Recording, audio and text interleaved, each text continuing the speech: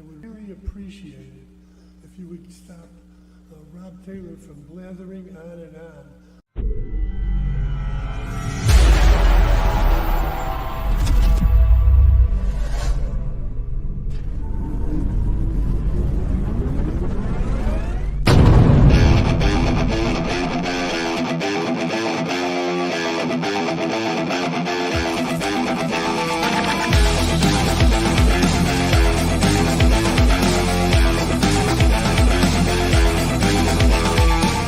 Opinions expressed by the talk show hosts, callers, or guests on the Rob Taylor Report do not necessarily represent the opinions of the hosting platform, subsidiaries, sponsors, or possibly anyone else on the planet or the known universe.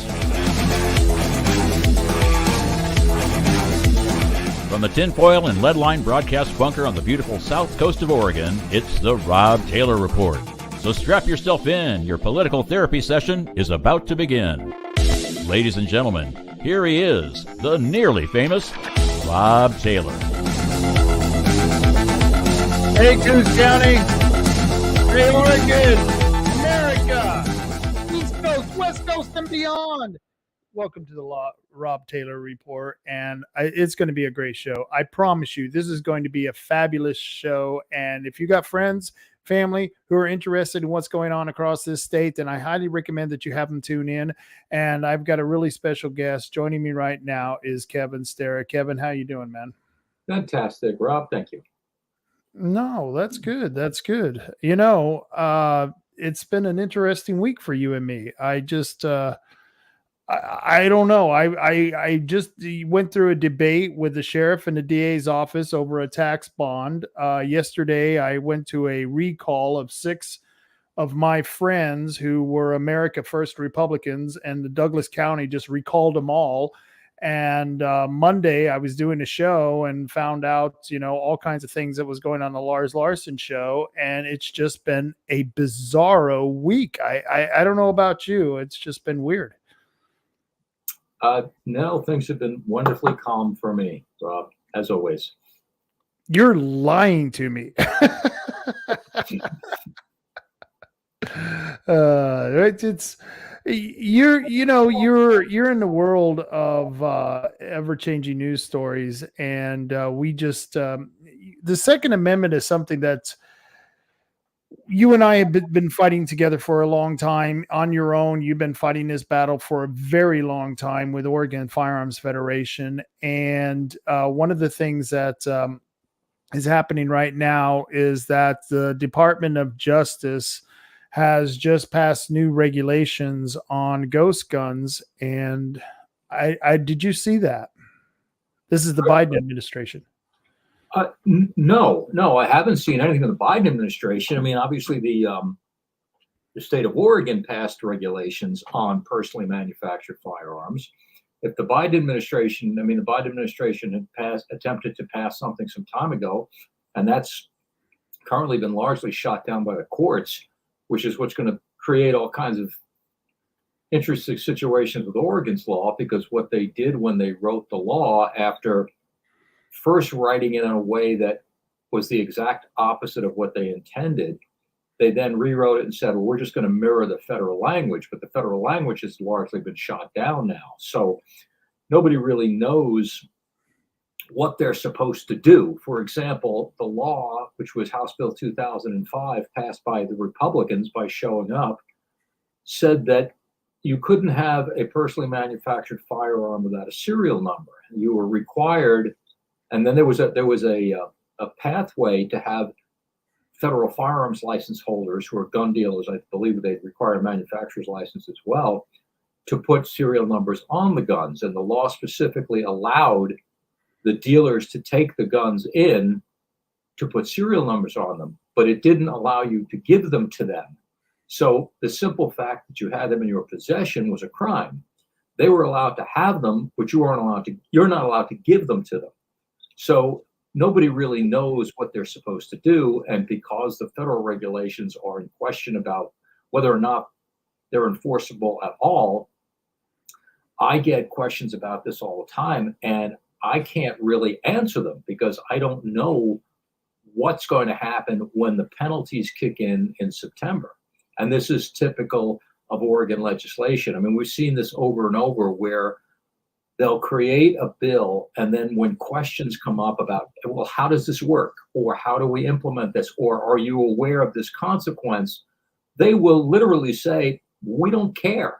You know, when they decided they wanted to implement socialized medicine, so they did a referral to the people. Most people have no idea that Oregonians voted for socialized medicine in Oregon and passed that. When they were debating referring this on the Senate floor, Republicans were asking who was supposed to pay for it. And Elizabeth Steiner Haywood, Dr. Steiner Haywood, who was pushing it and is in fact a medical doctor, which is terrifying. I mean, her last name probably should be Mengele. But when she was asked who was supposed to pay for all this free medicine that everyone was entitled to, she literally said, I don't care. There's plenty of money sloshing around in the system. So they just don't answer those questions. It's that whole liberal thing that we'll create a pile of crap and then somebody else gets to go clean it up.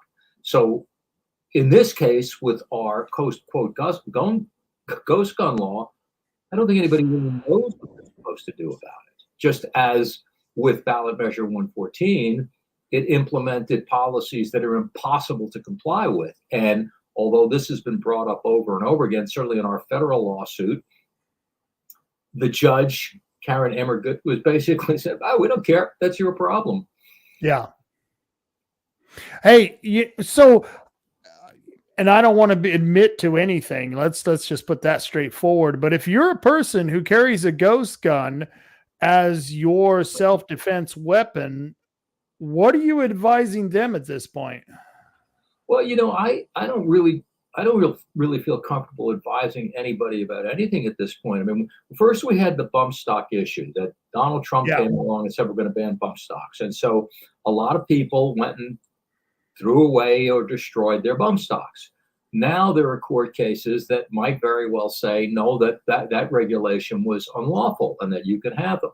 Then we went through the pistol brace fiasco. Okay, so for people who don't know, a pistol brace is a device that can be attached to the back of a large AR-style pistol that was originally designed for handicapped shooters to make it easier for them to hold it. That was a device they could slip their hand through while gripping the gun. And the Bureau of Alcohol, Tobacco, and Firearms said, they signed off on it. They said, this is perfectly legal. And then they said, it's legal unless that device touches your shoulder. Then it's illegal. Then they came back and said, well, it's legal if it touches your shoulder kind of incidentally. And then Biden came into office and they said, no, it's not legal at all. And if you have one of these things, you have a choice of either destroying it, turning it over to the police, or taking that firearm and registering it as a heavily regulated short barrel rifle, which means you have to pay a tax stamp. You have to send them a picture of the gun, apply for it, and in essence, contact the ATF with a photograph of this gun and say, I am in unlawful possession of this highly regulated firearm. Please give me permission to have it. Well, now the courts have said that's complete crap and that the pistol braces are lawful and there's an injunction against the ruling. So people who probably intending to do the right thing, who went and registered these unregulated pistols as short barrel rifles, now have guns that they can't leave the state with, that they've gone to the feds, the completely untrustworthy, murderous agency, and said, look at me, I'm in possession of an unlawful firearm. And so at this point, the best advice I can give to people is not to do anything because the situations are changing so quickly. But if you're carrying a firearm for personal protection, it probably would be wise to carry a firearm that does not put you in the position of having that potential liability. Just carry a gun with a serial number on it until this stuff is sorted out in 20 years. And that's the big worry, because I know a lot of people who, especially during COVID, they built their own guns. They built their, the Polymer 80, Glock lookalike guns, and they built their own ARs. And now, they thought they were going to be legal with this, and now they're worried. You know what I mean? And it's a scary proposition that, well, I just created a gun that now can get me put in jail. And my, and once again, I'm not admitting to anything, but anyone who has one of these guns in their house is even scared. You know what I mean? And so it's to the point where I don't know. We're living in a very risky world. It's a reasonable thing to be concerned, because the fact is that I don't know how you could comply if you wanted to. Now, I do know that there are FFLs who are serializing guns. And so there's a method to do it where they put a serial number on it, and there's a federal regulations of how to do it. They put the serial number on, they hand it back to the customer. But the reality is that the customer bringing it in the first place is in my reading of the law, is that they're breaking the law. And so if they don't comply, they're breaking the law. If they try to comply, they're breaking the law. But in Oregon, as in much of the United States, rational thought has no place with anything. And the reality is that both sides of the aisle are guilty of this. You know, the Democrats like to control everything in their endless pursuit to completely destroy society. And the Republicans like to go along and kiss their butts and basically do whatever they're told so that they can come back to their district and say, look, I got $1.5 million for a senior center. It's true that your freedom, your possession, your liberties are gone, and that as an American citizen, your rights have essentially been squashed, and I didn't do anything about it, but we have a senior center. And that's the situation we're in now, where there is virtually no opposition. In Oregon, we had a number of Republican senators who were standing up. They'd been robbed of their opportunity to run for office again. We've had practically nobody in the House who stood up. We now have a House rep who is standing up, but he was appointed. That's Dwayne Yunker from Southern Oregon. He was appointed to the seat after Lily Morgan quit and walked away to go run some city somewhere. So he's actually taking a stand, telling the truth and calling people out. But the rest of the Republicans are rolling over and saying, thank you, sir, may I please have another? And then telling us what great victories they've had. You know, it's in between endless fundraising emails with petitions that do nothing, that are just a colossal scam, and taking credit for things that not only that they don't do, but that they promised and never delivered on. Yunker has been he's been really looking good, and he was appointed. It's kind of strange because, you know, when you get people who are appointed, a lot of times they're just establishment pawns who are just put in there to do what the commissioners want. Well, what do you think of that? I guess we got lucky, you know, with the commissioners in this case, because he's been amazing. You know, he's said things that the rest of the Republicans don't have the nerve to say. And he's been absolutely honest and kind of fearless. And I have high hopes for him. I think he could be a great example. But look, you know, we're talking about people who get appointed. And in Clackamas County, you know, my district, James He was appointed to his seat. Now, he has since run and won the seat, but he was appointed. And in that case, it was the exact opposite situation. He was appointed by the Clackamas County Commissioners with the expectation that he could never win an election, that he'd be completely ineffectual, and that he would just serve the remaining couple of weeks of Christine Drazen's term. Then they'd be able to get him out, because the establishment, the Drazen clones, the Republican caucus, and Tootie Smith, the Clackamas County Commissioner, who's another complete dirtbag, wanted a particular candidate, but the precinct committee people wanted nothing to do with her. So she wasn't picked as a potential candidate. So what happened was, although there were other candidates, there was one other candidate who was probably ideal for the job, very respected, accomplished, successful, conservative businessman. And they wouldn't even give him a chance, because they looked at James and said, okay, he'll never win an election. And then we can slide in our person. So, of course, he served the couple of weeks of Drazen's term that were left. He ran for re-election. They primaried him with the woman they really wanted.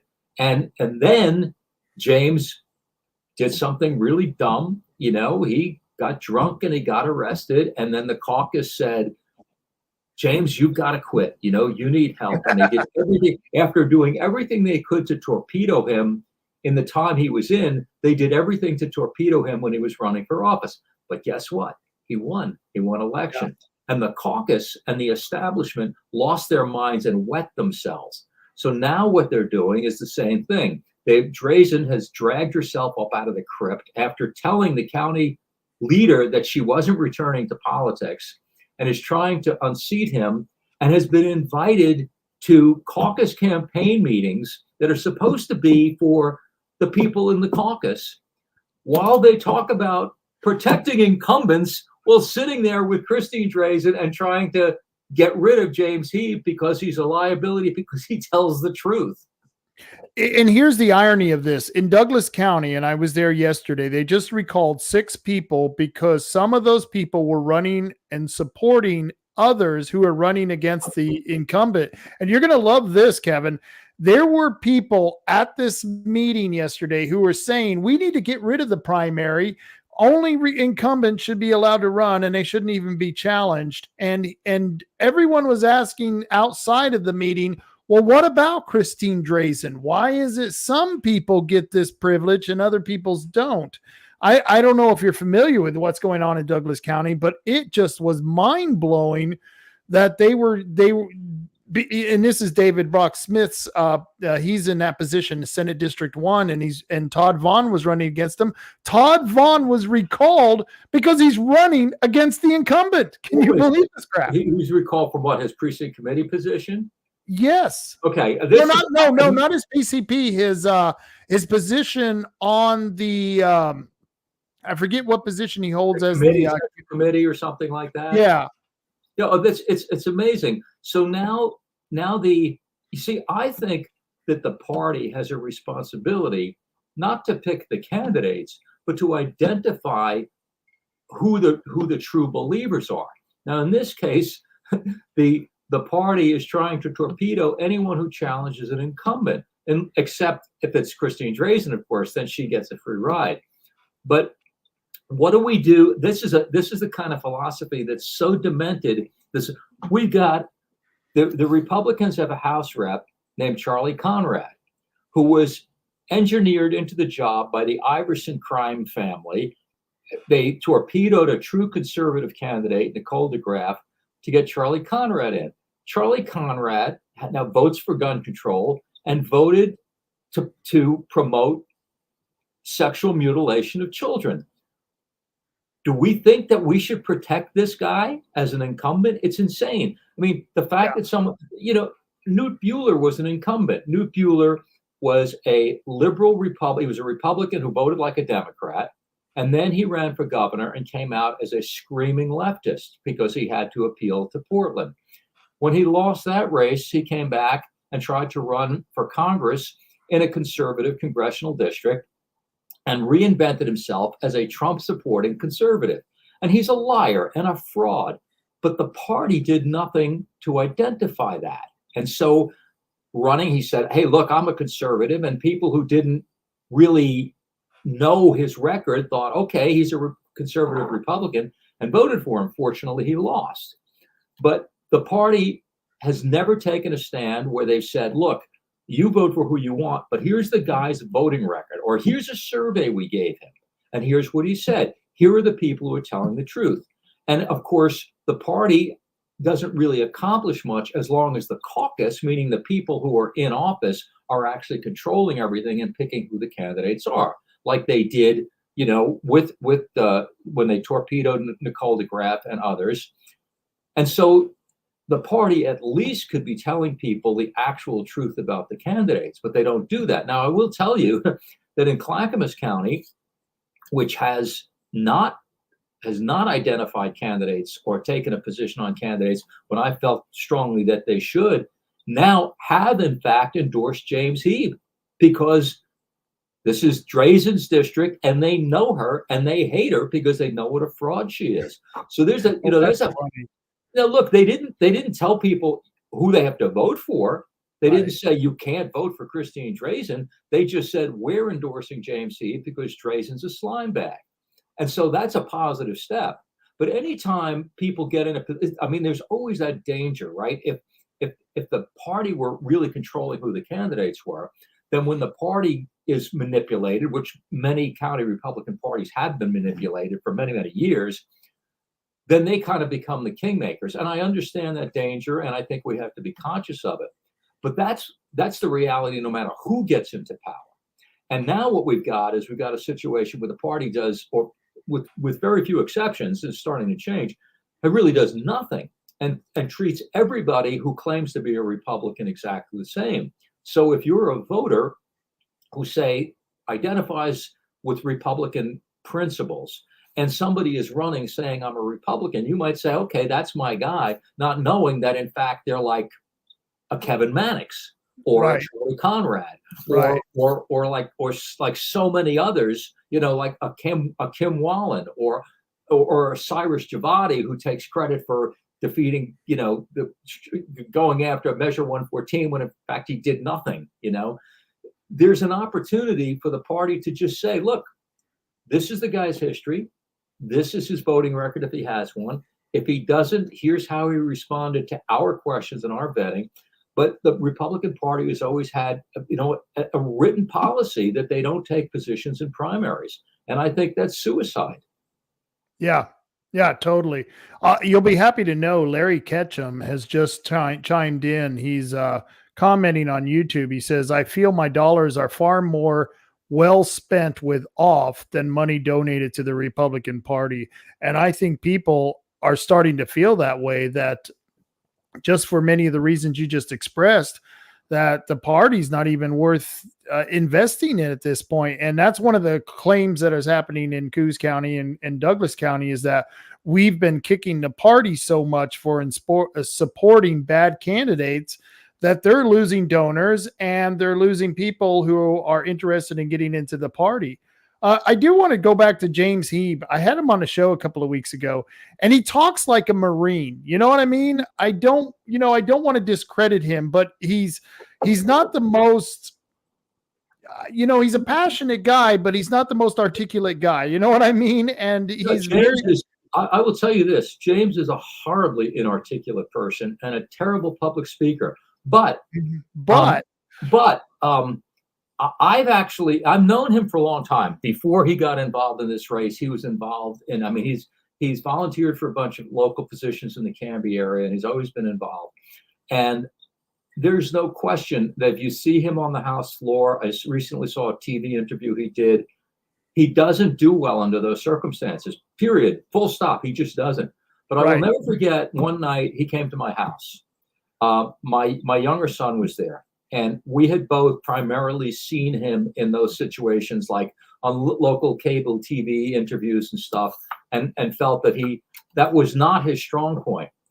When he sat down with my son and I, we're talking about things that we all understand, firearms and stuff, he was a different person. It was a stunning change, like a whole different personality, well-spoken, articulate, understood things, intelligent. And so I can see when I watch James speaking publicly, there's a great deal of discomfort there, but there's way more to this guy than people see on TV. And one of the big problems that James has had is since the moment he got appointed, and he was supposed to be a sacrificial lamb. I'm sure Tootie Smith, that buffoon, is really regretting that idiotic move she made, right? Yeah.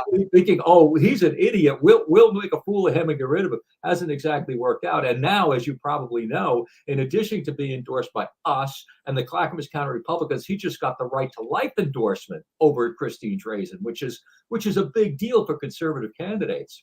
Right.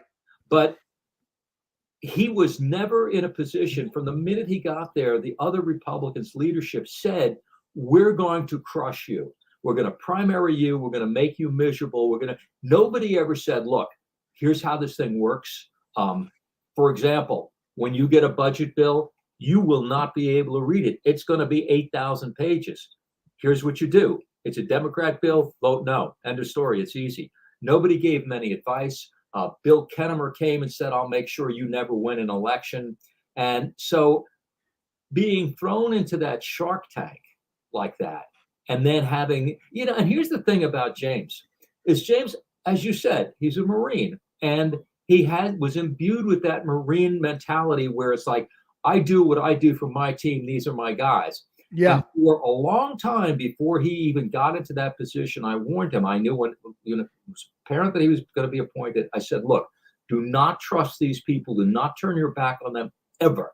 They are flat out evil and they will screw you. And I think it really took a long time for him to internalize that because he saw them as his team.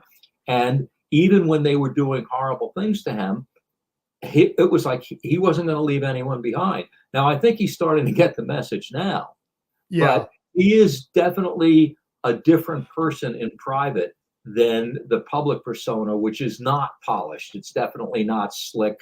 It is not Christine Drazen, a kind of, bull crap spewing liar. It was amazing. There would be some times when he was talking to me during the interview that it wasn't polished. You could tell he was nervous about answering the questions.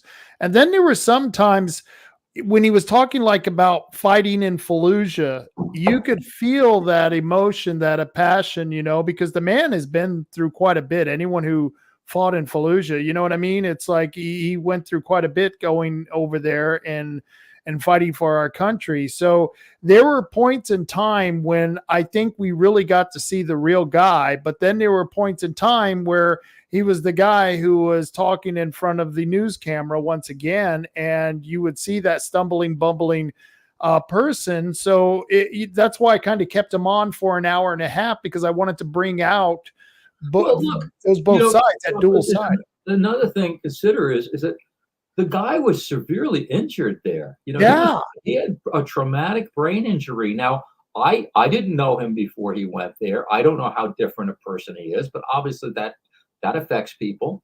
And, I think all of us want to have the most smooth talking representative we can. But the fact is, I did see him get up on the floor one time after they were pushing that little kid abortion sexual mutilation bill.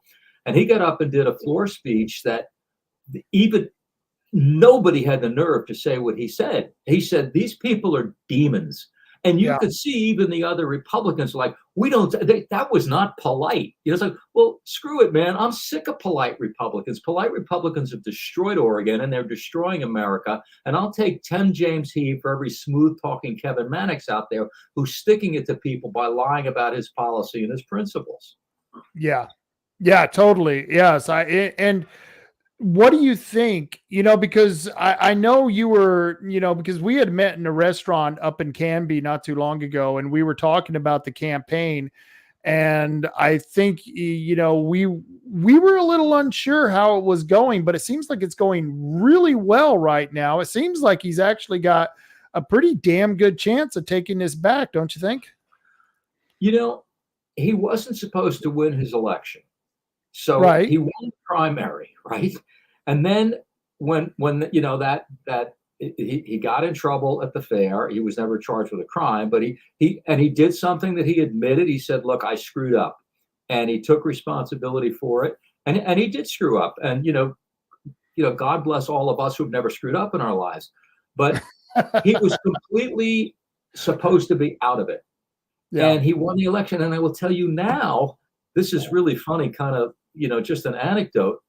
The guy who ran against him in the last election, in the general election, his Democratic opponent, is now driving around the district in a pickup truck with a huge James He sign in the back of it. Oh, wow. Yeah.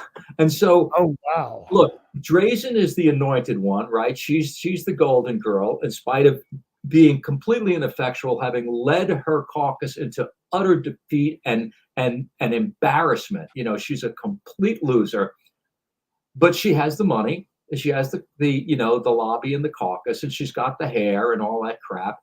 But he's defied the odds until now.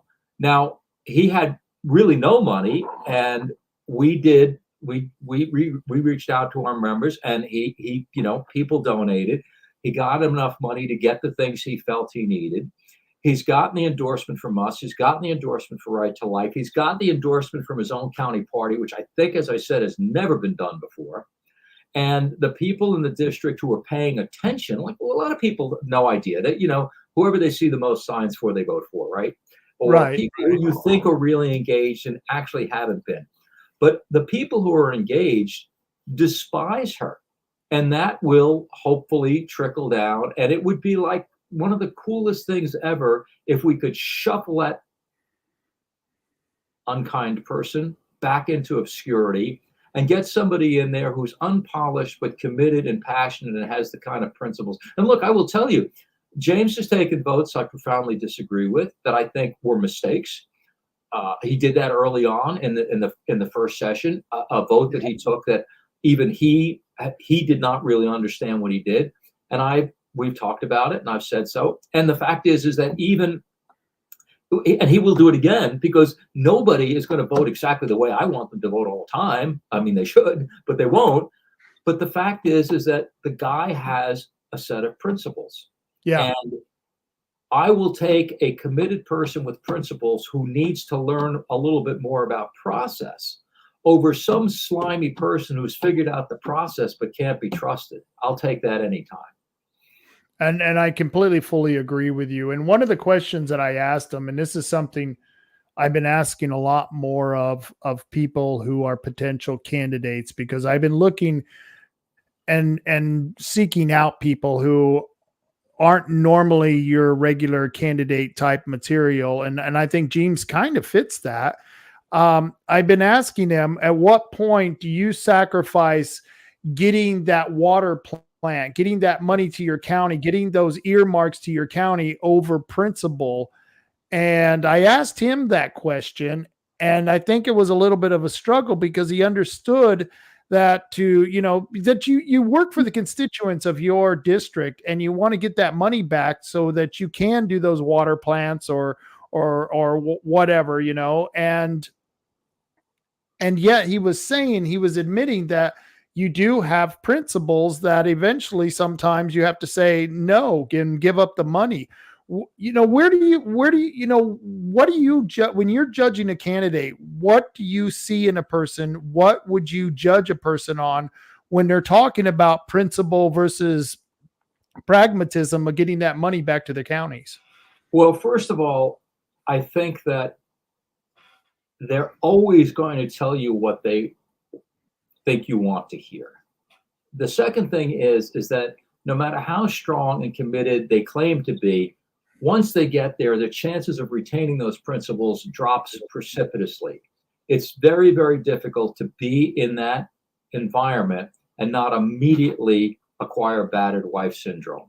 And so the people who will tell you I'm absolutely principled probably are not going to be for long, because the fact is it's just damn hard to do.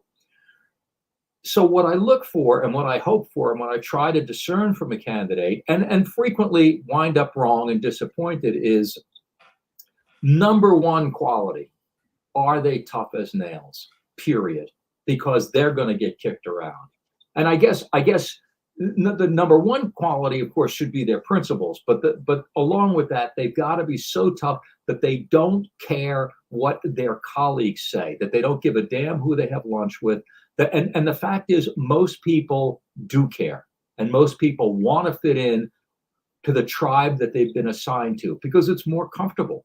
Nobody wants to be working in a group with a committee or any other group and not feel like they're a valued part. If everybody's telling you you're a horrible person, that'll wear on you. And there's not a whole lot of people who can live with that day, like take a Donald Trump, who the entire world is trying to crush this guy, and he keeps bouncing. I mean, very unusual quality in a person.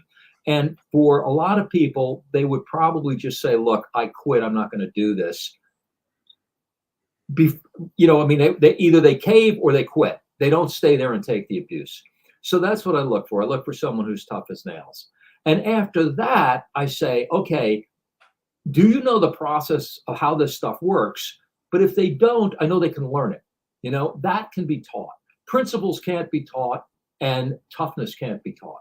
So those are the qualities I look for. And I'll tell you, Rob, it's extremely rare, because they'll all tell you that. They'll all tell you. I mean, I remember this was such an unusual. So you remember when all the Republicans united together to do the one good thing of destroying the career of the only conservative one left was Mike Neerman. Okay? Mike Neerman, who was a champion. He was a champion, man. He was a hero. He was the only one with any courage, any principle, stood up and did the right thing, and 100% of the Republican House members screwed him.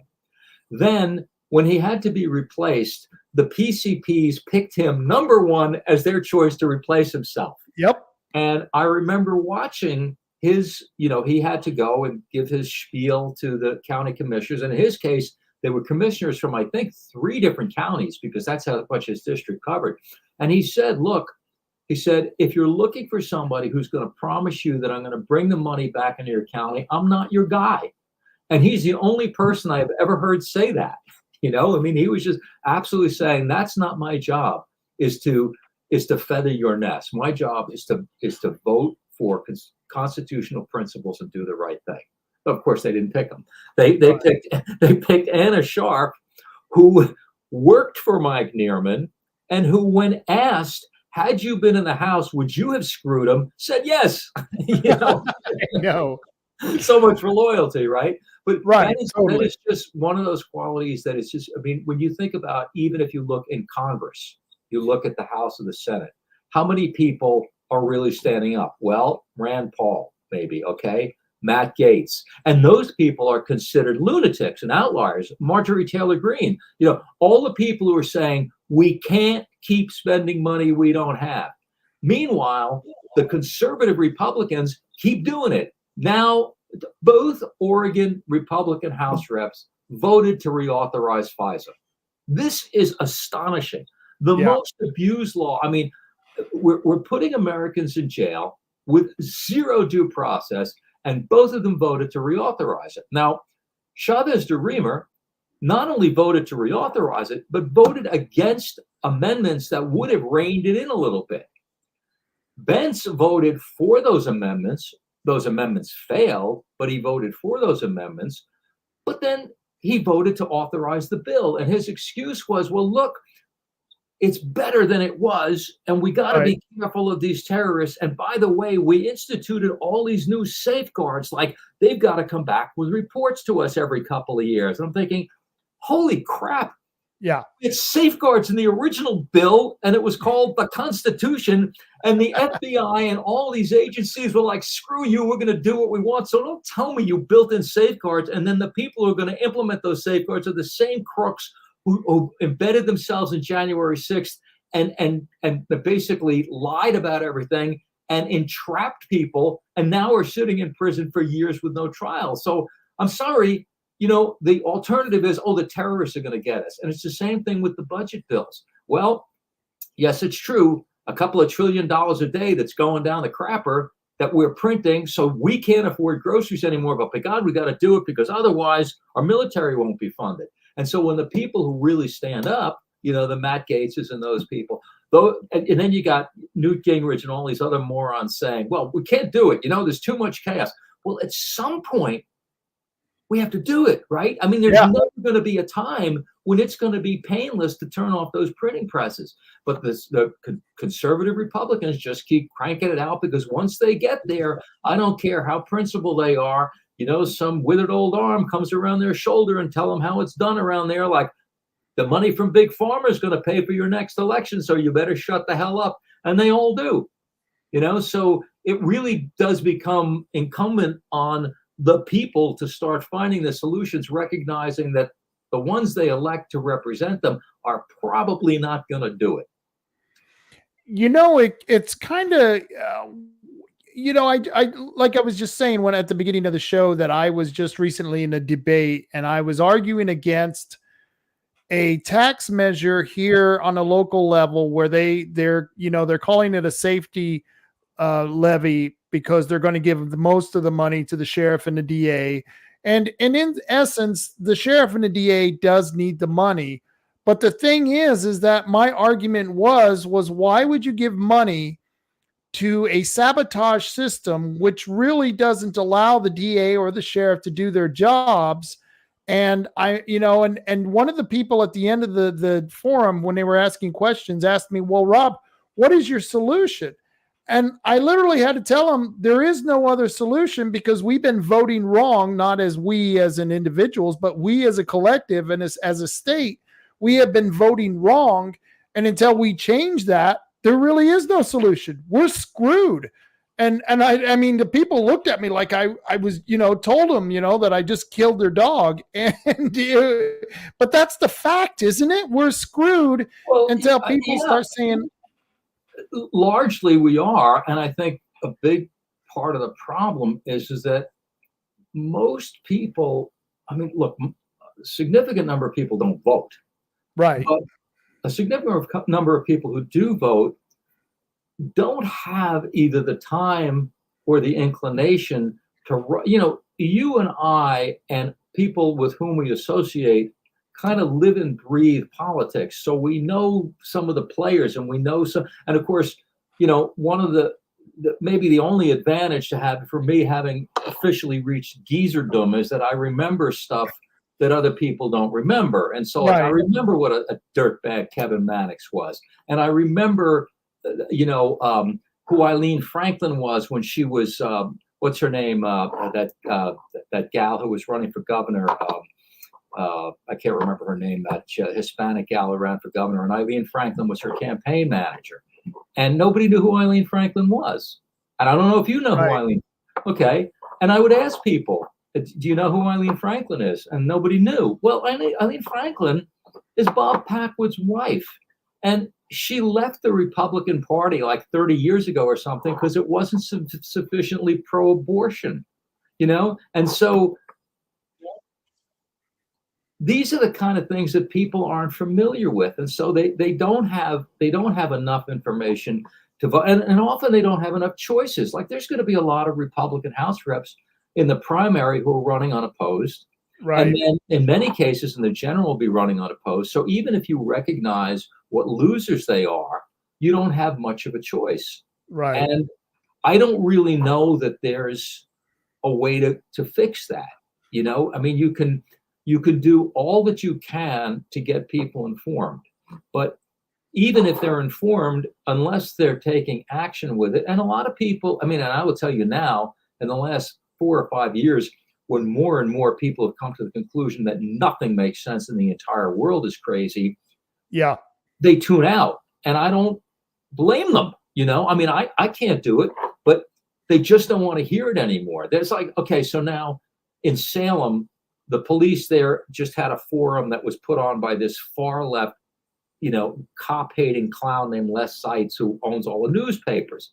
Yeah. And the cops said, we got to hire a consultant to look into why there's gun violence. Well, there's gun violence because there's Hispanic gangs that are shooting each other. I mean, I'll take the $15,000 and tell you that. And so when they come and say we need law enforcement levies, people kind of say, well, is that what I'm paying for? No, you got to go arrest people. It's that simple. And when you arrest them, they have to stay in jail because they're dangerous predators. End of story.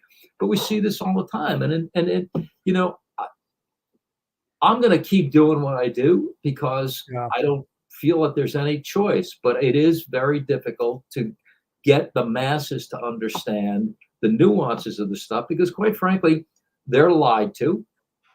The people with the slickest advertising frequently win. Not always, hopefully not in a Drazen He case, but for most people, they don't have a lot else to go on, and they get no direction from the party, which allows like a Charlie Conrad's to take office. And of course, to their credit, the Republicans in his district are doing what they can to get rid of him, which is good. But that's new. That's unusual. But we'll still have Kim Wallens, and we'll still have Tim Knopf's, and we'll still have Kevin Mannix's, and we'll still have, Cyrus Javati, is this great conservative guy, was complaining because the legislature didn't give the crooked teachers unions as much money as the Republicans wanted to give them. Right. The Democrats didn't fund the people who were sticking it to us all the time. Like, what the exact hell is wrong with these people? And then when they have an opportunity to control the agenda, which they have, they refuse to do it. And of course, in the last session, when you had true heroes like Art Robinson and Dennis Lithicum and Kim Thatcher, who torpedoed their political futures for principle, walked out, could have controlled the outcome of things. So at that point, once they hit their 10 unexcused absences, there was nothing more the Democrats could do to them, right? They were free. So what did Tim Knope do? He screwed them all, right? Yep. First, he made them lose. He made them lose their political futures. Then he gave the Democrats everything they demanded. And then when it got over to the House side, where they risked absolutely nothing, because they were past the point where they could have that many unexcused absences, what did they do? They gave the Democrats everything they asked for so that they could come back to their district like Christine Goodwin just did, that fraud, saying, here's a list of money I brought into my district. And it's not even her district because she has $1 million house and claims to be living in a one-room studio, like a Buddhist monk somewhere, right? It's just... Yes. And in fact, that was something I want to talk about. Christine Goodwin, I just put her flyer up here, and I had received that, and then you had sent that to me, and then you had just put out a notice today talking about this, and it was hilarious. And by the way, she's running against Noah Robinson, who's going to replace Art Robinson, and I put Noah Robinson in the class the same, much like James He. I mean, the guy, Noah Robinson, is a genius, but he just doesn't have that type of ability to connect with the audience yet. You know what I mean? He's a young man. I think he may have that ability, and he may get better at it. But Christine Drazen, she's a polished politician, and she's pushing this BS that she's in the district, Art Robinson's district, when she's actually in David Brock Smith's district. And she has a good record at CPAC. I think they gave her like 100%, but then they were only looking at 14 bills that they were judging her on. And I want you to tell the story about this pamphlet or this flyer that she just sent out. It's just absolutely ludicrous. Well, it is. This was sent to me, which then I sent to you. And so here's her solid record of protecting gun rights. That's what's on the top of it, right? And then you come down and it says, a friend to gun owners and a strong defender of the Second Amendment. And then to the right of that says, the only candidate endorsed by Oregon gun rights. Well, Oregon gun rights is a concept. It's not an organization. It's not a PAC. It's at least none that we can find. It's not a business that's registered. It's not a political action committee. When I sent this to a couple of people, I actually got an email from a conservative talk show host who said, "Oh no, I've heard of them. They advertise on our radio show." Well, that's OregonGunRights.com is the URL of a law firm. That's not their name. That's just the website address. To the best of my knowledge, and I hope they correct me if I'm wrong, they didn't endorse her. But then she says, I voted no on making law-abiding gun owners into criminals. Who the hell cares? You were there. You may as well have voted yes by showing up. You guaranteed that the bill passed. And so to say you're a great defender of gun rights when in fact you are the reason that the latest gun control bill passed, and then you were part of the crowd of charlatans who said you were going to sue about it and stood up on the Capitol steps with a big fake check and said, this check is for the inevitable lawsuit, which now has disappeared and no one will talk about. You know, she may have some legal loophole that allows her to get away with claiming that she lives in a studio apartment on someone else's ranch, while a mile away she has a very expensive home, which I'm told has a pool. Haven't been there myself. You know, she may pull that off. Yeah, and I don't care about that. I mean, it's ridiculous. But to say, you know, I'm a great supporter of gun rights. No, Christine, you passed the last gun control bill, period, full stop. And whoever the hell Oregon gun rights is, none of us can figure it out. You know, we don't know who it is or what it is, but it's certainly something that I've never heard of in the 30 years I've been doing this. You know, and it's funny because, you know, I'm helping out on the Todd Vaughn campaign. And we actually mulled over this idea of creating political action committees for certain issues and then having those political action committees endorse the candidate. But we realize that most people don't even look at the endorsements. And the fact is that we would be just lying to the public. So we didn't want to do that. But it's even worse for her because she didn't even go through the process of committing or creating a political action committee. She just came up with this, pulled it out of her ass, and said, "Hey, oh yeah, we got this through." As far as we can tell, I haven't been able to find it. I did. There's a fairly well-known gun writer named David Kodria, and I'm in touch with him. He frequently will, reproduce alerts we do. And after our alert came out today about this, saying, "Who are these people? Who's Oregon gun rights? Is that what is it?" He wrote back to me because this is the closest I could find, and he found a Facebook page that says on it Oregon gun rights. The last post on it was 2018. I think there's a total of 4 posts on it. Had 0 followers. There were other people who were surmising it was these frauds named the Door Brothers who create these supposed gun groups all over the country, and they're just a giant scam operation. I mean, they're complete embarrassment. They're total scammers. But as far as I know, they haven't moved into Oregon because I think I would have heard about it. But I don't know who this is. Maybe one of her consultants made it up. Maybe there's a misprint. But it's pretty embarrassing. Right. Even if you put that aside, even if you put aside the sheer nonsense about where she lives, here's what makes it even more ridiculous.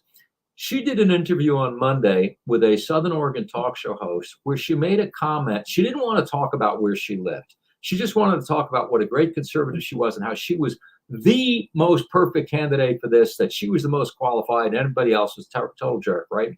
She was talking about votes and made a comment to the effect of that a no vote is frequently not a no vote. It doesn't mean anything. And I thought, well, exactly true. It doesn't mean anything because if you're voting no as a Republican, your vote is meaningless. They're going to get what they want. But then she touts her no vote on 2005 as though she stood up for anything, when in fact, as a matter of fact, I think if you check the voting on that day, the only person who walked off the floor in that vote was James Ebe.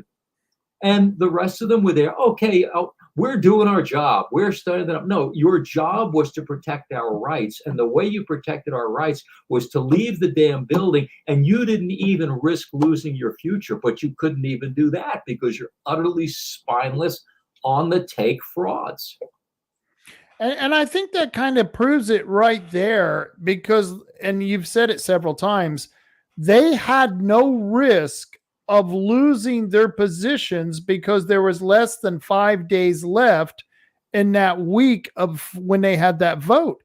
And I look at that and say, well, the only time I felt really represented was when those senators walked out and were risking their career. And now you've got this Christine Goodwin who's running against the son of a man, Art Robinson. Noah Robinson is the one she's running against, but Art Robinson risked his entire career and actually walked out and said, "Screw you. I'm not even going to give you the chance to participate." And it just, wow, what a spit in the eye. You know what I mean? Well, and the Republican caucus in the House, they were very supportive of the senators walking out. Yeah. Why? Well, because that opened up a whole lot of doors for them. It's a promotion. Yeah. And so it's very disheartening for people who are paying attention to listen to the line of crap from the House Republicans about how, well, you just can't be saying no all the time. Well, yes, you can actually be saying no. And it's very easy. Yeah. It's only one syllable. And it's a word that most people seem to understand very well. But if your only goal is to stay in office, I mean, look, Kim Thatcher, Art Robinson, Dennis Lithicum, and even Knope and Bonham, who is now taken over as the Senate Republican leader, they walked out. David Brock Smith didn't walk out. David Brock Smith sat on his fat ass the whole time to protect his future because he has nothing else in his life. He has nothing else to do. Where people like Art Robinson, obviously a very accomplished guy his whole life, a scientist, done so much, they stood up for principle. But all of these other people, this is what defines them. They become something special by having a nice office and a staff and a parking space and someone doing their IT. And to actually fight for principle is far more secondary than, and look, you have people like, I'm sure she's a very nice lady, but House Rep Beverly McIntyre, who said, I won't walk out because I don't want to jeopardize my good relationship with the Democrats. And when I said to her, you understand that these people would literally kill you if they had the chance. She said, oh, yes, I understand that. I said, but her position is that as a Christian, she's going to save them. My position is as a legislator, your job is to protect me. But no, she's just going to stay there because we're going to work. And she's convinced that if they just know how nice we are, they'll change their position and embrace ours. And I mean, I've seen this with others, unfortunately, you have another House rep, Court Boyce, nice guy, sure he means well, has the best intentions, but regularly working with the most extreme Democrats because they have told him lies like, oh, we'll get on your bill. If he got on an anti-gun bill, which is not anti-gun guy, he's a very pro-gun guy, but he put his name on an anti-gun bill because he was told by an extreme leftist legislator that she would get on one of his bills. And the bill she said she would get on was a bill to kind of put an obstacle in front of the radical tranny agenda. Well, there was no way in 10 million hells she was ever going to be on that bill. It was absurd. But this is what happens with the people who are supposed to represent us. They're nice. They believe any line of crap they're told. Meanwhile, we're getting beaten deaf, dumb, and blind. We're losing our rights. We're losing our property. Our children are being sexually mutilated. And they're having prayer circles. Well, look, I'm all for prayer circles. I pray, but I do other stuff too. And what I don't do is accept the line of bull crap that I get from Democrats just because they let me sit at their lunch table. And that's something that and once again, I support people's religious rights and I support them having those beliefs. But I've read a lot of the Bible, haven't in several years, but I've read through the Bible quite a bit. And I don't remember anywhere where Jesus said, you got to be a doormat for your enemy. And this is what frustrates me with Christians who have this kumbaya kind of attitude that, well, we just got to get along because that's the Christian way. And in fact, I would think it's the opposite. It was Christ who went into the temple, turned over the tables because they had violated his temple and used it for a money changing operations. And it's infuriating, Kevin, when you argue with these people. Well, and it's not just people who do it based on what they, their Christian ideology. It's people like Cliff Benz, who voted initially against the impeachment of Mayorkas because, well, that's just not how Republicans act. We just don't do that. And actually, in a conversation he had with Lars Larson, when Lars said, well, look, the left will do it, is, well, we're not like that. We're Republicans. Well, I'm sorry, but, politics is not a chess game because chess has rules that you're supposed to abide by, and both teams get the same number of players. And if you win the chess game, you don't get to rape the daughters of the person who lost. Politics is warfare. And that's how it has to be treated. I don't want to be in a bar fight with some guy next to me who says I'm too polite to hit that guy with a stool. And that's unfortunately exactly what we're facing with 99% of people who go to office in Republic because they want to be nice and they want to be polite. And maybe they're just cowards. I don't know. The left does not have that problem. I mean, they've got internecine fights going on. They've got battles with, obviously, now you've got all these Palestinian supporters disrupting democratic events. I don't really know what liberals figured out it would be a cool idea to hate Jews. That strikes me as kind of odd. But for the most part, they're more than willing to do anything up to and including burning down buildings, dragging people out of their cars, shining lasers in people's faces. They will stop at absolutely nothing because they're nihilist, Marxist, godless pieces of dirt. And our guys just want to have, a nice sit down discussion with them. We cannot survive this, obviously. Obviously, Oregon is disintegrating at lightning speed. And the people who have gone to Salem, we see this, I mean, and actually the people that we've sent to Washington as well, but the people we've sent to Salem are convinced that they're going to work with them. And in fact, I've seen this with other organizations that present themselves as conservative and say, let's have an event and invite all the Democrats out for a barbecue. And when they find out that we're nice people, they're going to change their minds. Right. It's so incredibly myopic. And I hate to always be the person who's harshing everyone's mellow, but this is the way it is, folks. The other side wants you dead. And by that, I mean not breathing, in the ground, covered with dirt. Right.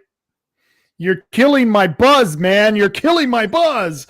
Yeah. And that's it. Yeah. It's and I get the same thing. And like I said, I was just at the debate, and when I left the room, I seriously killed a lot of people's buzz. They were just, you know what I mean? They're not used to people telling the truth. They, want a polished turd and think that it's not a turd. And it's sad what they're doing to us. I want to change the gears a little bit here. Measure 114. You recently, it was just, I think a week ago, you sent out a notice on that.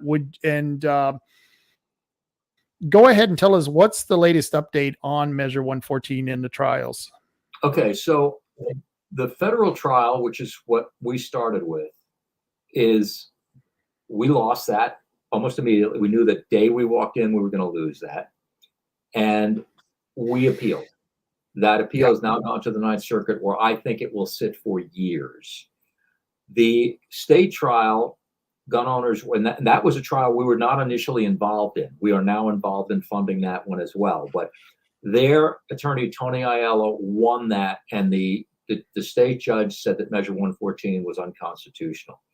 To no one's surprise, the state, which has endless resources because they have your money and are determined to disarm as many people as possible while opening the southern border to terrorists and cartel members, they've appealed. But in addition to appealing, they went to the appeals court and said, we would like you to implement this measure before you even reach a decision on our appeal.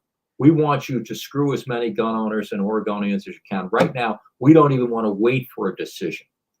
And what makes that unusual is that typically when requests like that are made, they are made to retain or protect the status quo, meaning while we argue about this, let's keep the current rules in place because they've been in place for a long time. Let's not change anything until the matter's litigated and see where it goes.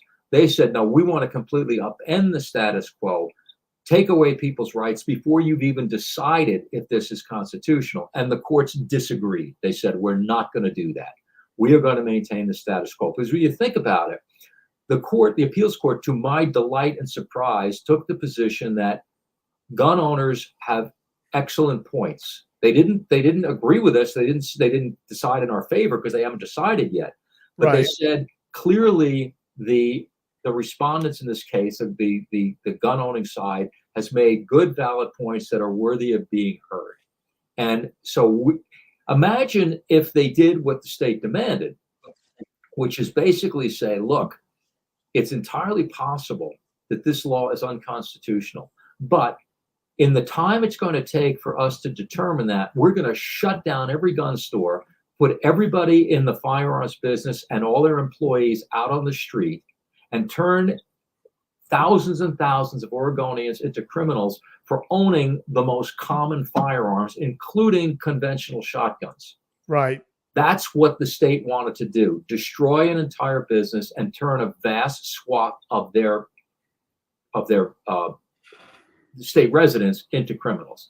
And fortunately, the appeals court said, no, we're going to adjudicate this first. So now what's happening is it's going to go through the appeals process. The court has given both sides a certain number of days to submit their arguments. I think the state starts, then our side responds, and then the state, I think, gets to have the last word. So that's where it is. So, I was, as I said, pleasantly surprised to see the court make that decision. Every day that gun owners' rights are protected is another victory. I still think we are in very, very dangerous ground because 114 will end legal gun sales in Oregon. There will Right. be no way to legally buy a gun. There will also be no way to legally carry or, use almost any modern firearm, because any gun that accepts a magazine, all magazines will be illegal, or virtually all magazines will be illegal, and most Right. shotguns will be illegal. And people, do not understand the magnitude of this. It has nothing to do with high capacity. It is all standard capacity magazines, or any magazine that can be modified, which most can. So it is an extremely dangerous measure. Ultimately, in any rational world, will be found unconstitutional if it has to get to the Supreme Court. But Right. the damage that can be done and the years it will take to get there is utterly incalculable. So this actually, the injunction, though, kind of, it's a reprieve on those of us who are worried about what you said could potentially happen from happening. Right? We're safe until it gets to a court that says, "Oh no, we want to instill Measure 114." Right? Yeah. At this point, what happens? The timeline almost certainly will be the Oregon Appeals Court will hear this appeal. They will make a decision. Either they will agree that the bill is unconstitutional, and my understanding is, and this is based on what our attorneys have said, if that happens, the issue is over. The federal issue will be gone and dead. Now, I'm not an attorney. I can't absolutely guarantee that's correct, but I believe it is. If the Oregon Appeals Court says no, because remember, we weren't arguing a Second Amendment issue. We were arguing that this was a violation of Oregon's Constitution. If the Oregon Appeals Court agrees with us that it's unconstitutional, I believe that the matter's over, and we can stop spending hundreds of thousands of dollars in federal court, and I'll be happy to do that. If, in fact, they agree, they say that it's, in fact, constitutional, then we revert back to the federal case, which will wind its way through the courts at a glacial pace. And someday, I believe the Ninth Circuit will find against us. I believe the Ninth Circuit will agree that any restriction, no matter how onerous and ridiculous, is perfectly fine. And they will get slapped down eventually by the Supreme Court unless the next election is fixed and the drooler gets into office again and stacks the court, the leftist, like he's done with the lower courts. So the problem, of course, is the pace of all of this. Right. And the sad part is you can't determine that because it's all based up when the courts want to do this. You got a good attorney. I really been watching this guy on Facebook, and he's a really sharp dude. I mean, we have a lot of good attorneys. We had one really terrible attorney, the worst attorney I've ever dealt with. Fired him very quickly. He's now suing us. of course. Yeah. But in the federal trial, Steve Jonkus and Leonard Williamson have done a fabulous job. And of course, Tony Aiello on the state case has been amazing. I mean, he really went into the lion's den. He was sometimes up against seven state attorneys, and he's just done an astonishing job. And he's not an old guy. He's a young guy. He's a relatively new attorney, and he has just thrown his heart and soul into this. So I couldn't be happier. Yeah, that's who I was talking about, was Aiello. And like you said, he's a young guy, which gives, old guys like us a lot of hope that, because you see these young guys coming up and it's like, thank goodness. You see so many dirt bags in the your younger generations. It's so good to see one that's actually standing up for the right thing. So I'm just not only that, but it's just done such he's been so meticulous and has, done put so much work into this, but he's just, he's a talented guy. He sees things that a lot of other people miss, and certainly things that I've missed. So we're real lucky to have him. And I thought what chances he got against, really lion's den situation, and he was there alone practically the whole time, and he stood them all down. So, I have, however it goes, I will still hold him in very high regard. Good. Yeah, like I said, I've been watching him, and I think he's just great.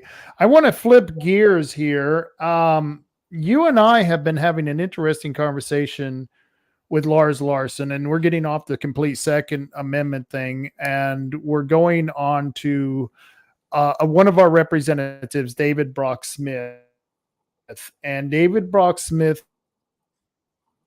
put forward this bill, HB 3375, that he claims is stalled, is going to stall the project, and it allowed people to have more voice during the process of BOEM in bringing up those call areas and leasing those call areas. And he's also said that's why he had to do HB 3375. But when we read the bill, and I sent you the bill, and we read this, anyone with 2 cents of a brain can figure out that that bill is not stopping anything. In fact, it set a goal by 2030 to have 3 gigawatts of power coming off of the did I say gigawatts? Is that megawatts? I can't remember now.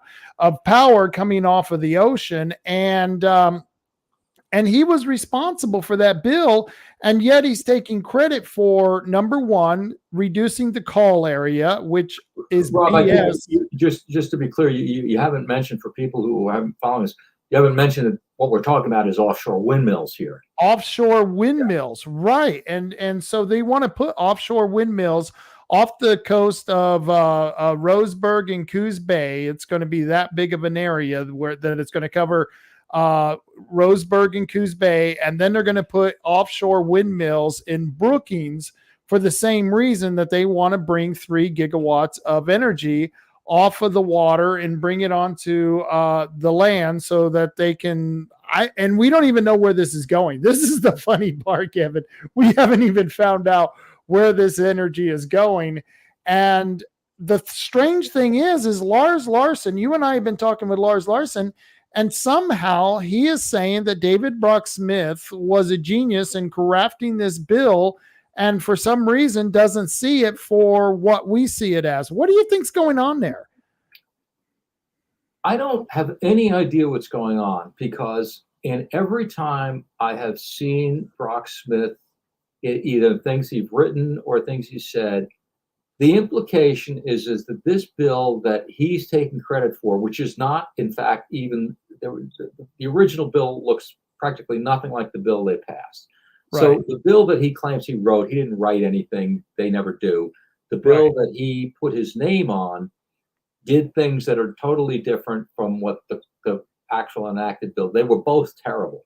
But what baffles me is I feel like all of the people who are buying into Brock Smith's line just don't read the bill. I mean, the first whole page of the bill and part of the second page are just a series of whereas. And almost every one of them are, whereas windmills are the greatest thing in the world, whereas windmills are going to save the planet. And of course, they're a giant, colossal boondoggle that will never produce the amount of energy that they consume. But that's neither here nor there. The bill is a gushing paean to, the adoration of windmills. Right. And then buried in it is this requirement that, if I remember correctly, there be 2 remote sessions that stakeholders get to sit in and listen to. But if you read it, what it really is an opportunity to sell windmills to the rubes. Right. See, it's not. It was about. There's going to be these remote sessions that you could sit in to learn about the benefits of the windmills and to express whatever concern you had. But who gives a crap what your concern is? Because you don't get to change anything. You get to sit in a remote session with federal agents who are going to tell you, who don't care what you say. You have nothing. There's nothing you can do to change it. But the fact is, most of the bill is glorifying these things and saying how wonderful they are. And in fact, if you listen to his floor speech, he basically says the same thing. And this is why I'm so baffled by people believing, read the damn bill. That's all I ask people to do. Listen to his floor speech. I'm so excited about the windmills. Line after line after line is windmills are going to do this wonderful stuff. And okay, if you have some concerns, there will be a remote session where we'll pat you on the head and then ignore you. You have nothing, you have no control over it. But really what we want to do is give you an opportunity for us to shove down your throat the glory of windmills because you hillbillies are too stupid to understand what's good for you. And so, I baffled by Lars's position on this. I mean, I heard the second interview he did with him. I had already emailed him and said, look, you don't have to read the whole bill. Here's a bunch of quotes from it. And his response was basically, yeah, okay, I see your point. And so when he had the second interview, I assumed he was going to ask Brock Smith some tough questions like, well, what you said was this, and what the bill says is this, but he didn't. And look, I've known Lars for 30 years. He's been very supportive of every position we've ever taken. I consider him a friend. When we communicate, he's always been extremely civil and treated me well.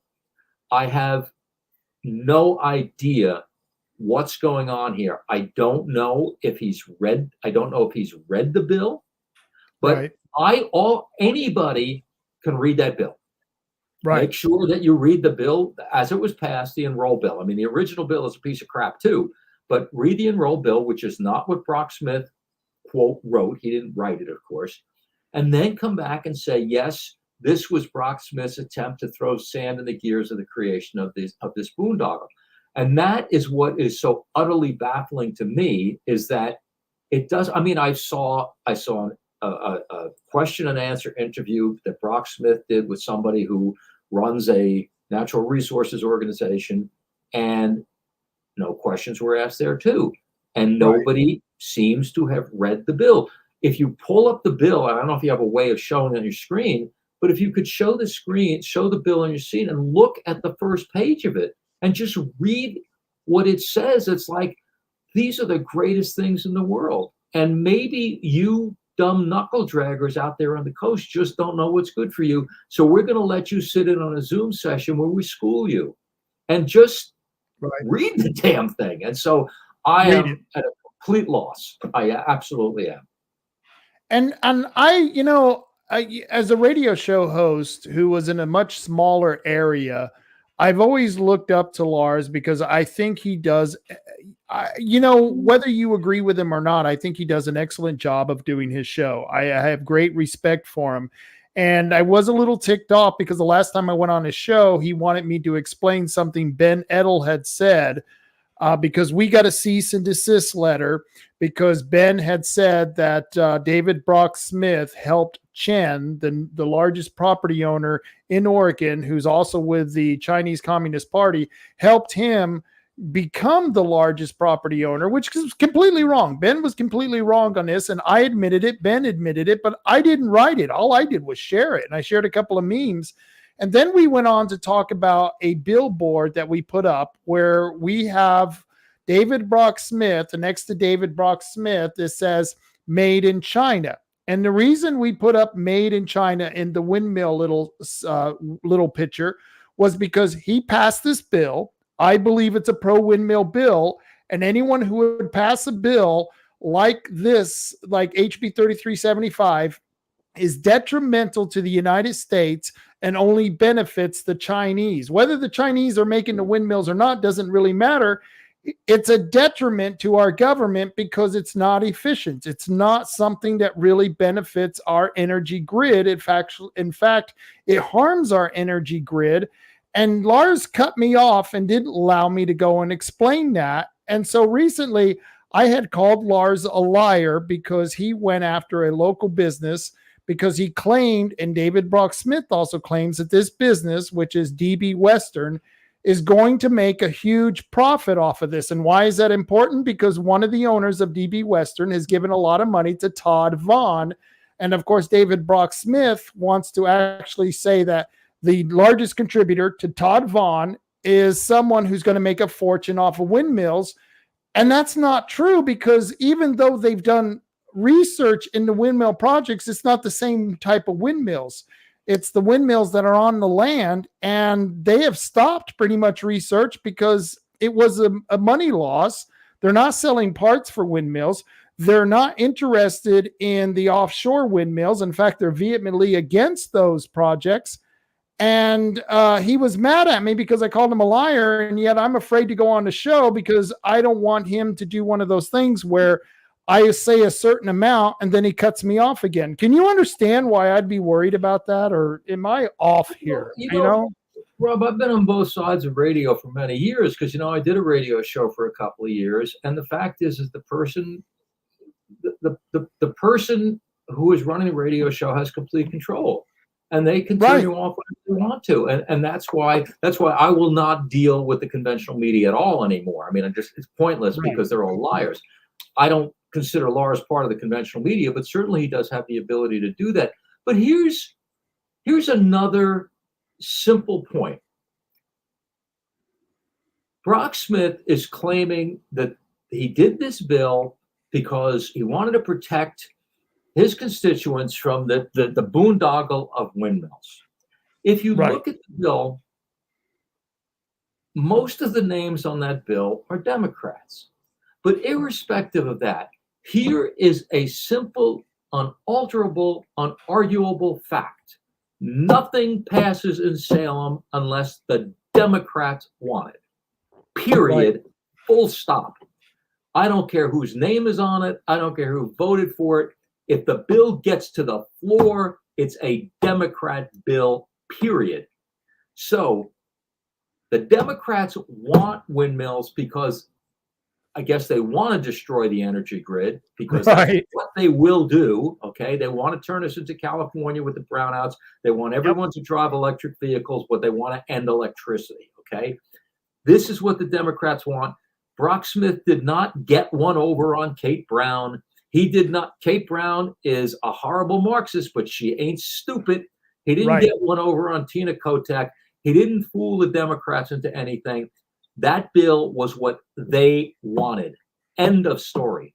You don't need to know anything else about it. If the bill passed, it's what they wanted. And so for anybody, any Republican, to take credit for something that passed in Oregon is to take credit for the Democrat agenda.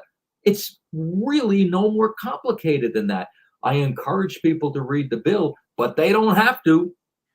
It's a Democrat bill because you look at all the flyers and the campaign material from the Republicans now, and they say, I introduced this bill and this bill and this bill. And guess what? They all went right in the crapper. All right. Any bill that passed or even got to the floor is a Democrat approved bill, as was this one. It is that simple.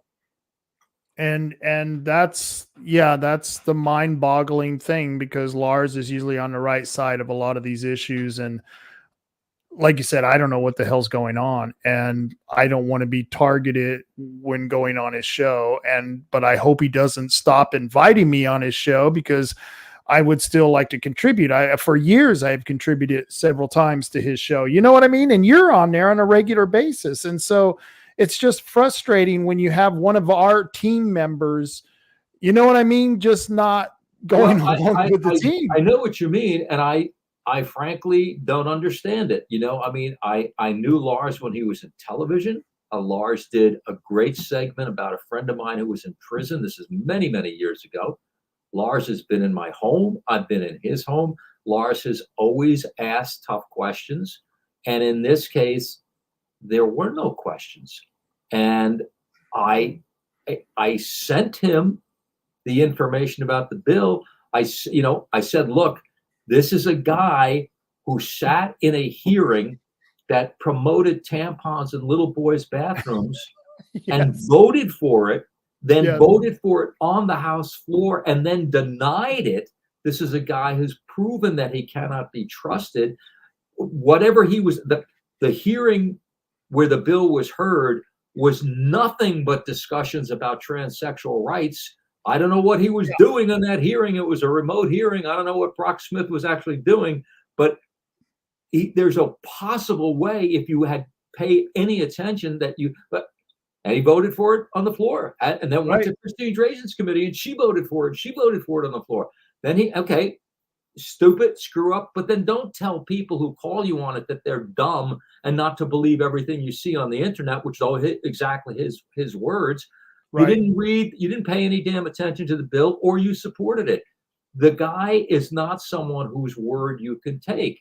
And so listen, I could certainly be wrong. I don't like David Brock Smith. David Brock Smith has said stupid lies about me. I think he's a fat dope, and I've told him he's a fat dope. I think he's a coward. He's a guy who, when he doesn't like things I say, runs to my sister, who's a county commissioner, get Kevin to stop. He's a pussy, period. But the fact is that you don't have to take my word for anything. My personal animus has nothing to do with it. Read the bill or recognize that a bill that passed was what the Democrats wanted. And I don't know why this is so complicated. Yeah, I don't know either. I got a meme up that Ben Edel just did. It's David Brock Smith in a nice fascist Adolf Hitler hat there. And it's, I'm telling you, this guy is a bad guy, and we're not even covering a lot of the things that he did. I mean, he's taken money from a San Francisco Democrat, $150,000, and he got $25,000 a year since 2016 in years where he wasn't even running for office. And people, I don't know, and I've sent this information to Lars, and he doesn't seem to care. And on top of that, and I have to say allegedly, because I've already got a cease and desist letter and I don't want to get sued by a billionaire, but that same San Francisco Democrat billionaire has been voting since 2012, allegedly in Oregon, and Curry County, where he has a house in Gold Beach, and in California. And once again, I've sent this information to Lars, and nobody seems to give a damn, and it just blows my mind, Kevin. It's just, the other thing is that after Brock Smith said I was stupid and too cowardly to debate him, and I immediately said, name the time and place, fat boy, and we debated on your show. All he said, he didn't want to talk about his record, and all he wanted to talk about was the fact that I got paid, that I had a job, and that I got paid by the people I work for. Never mentioning the $24,000 a year he gets from a nonprofit that apparently is run by the sugar daddy who is paying to do what exactly? The same sugar daddy who's contributing to his campaigns. It's very odd.